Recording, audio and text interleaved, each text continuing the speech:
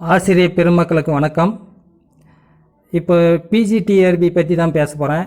PGTRB second list வருமா வராதா அப்படின்னு சொல்லி தேர்வர்கள் குழப்பிக்கொண்டே இருக்கிறாங்க.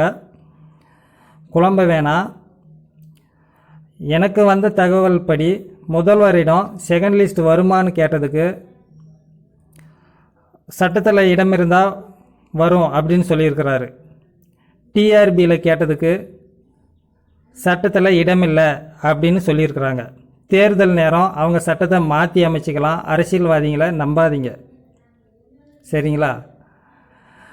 தேர்தல் நேரம் செகண்ட் லிஸ்ட்டு விட்டாலும் விடாமலும் போகலாம், என்ன வேணால் நடக்கும்.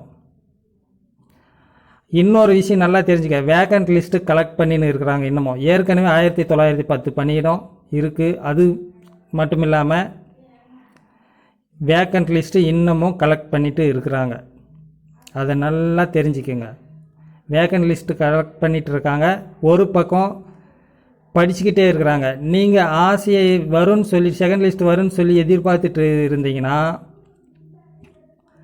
சப்போஸ் எக்ஸாம் வச்சுட்டாங்கன்னு சொன்னால் உங்களை விட திறமையை பரீட்சை எழுதி பாஸ் பண்ணுறதுக்கு தன்னை தயார்படுத்திக்கிட்டு இருக்கிறாங்கன்றதை மறந்துடாதீங்க.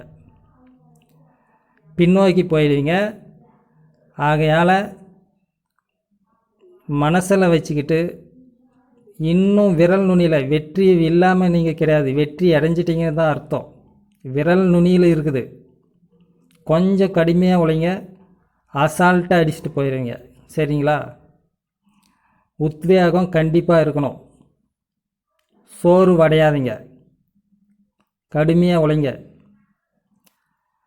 நன்றி நண்பர்களே. நம்ம சேனலை சப்ஸ்கிரைப் பண்ணிக்கோங்க. அப்டேட் நியூஸ் அடிக்கடி கொடுக்குறேன். லைக் பண்ணுங்கள், ஷேர் பண்ணுங்கள். தேங்க்யூ.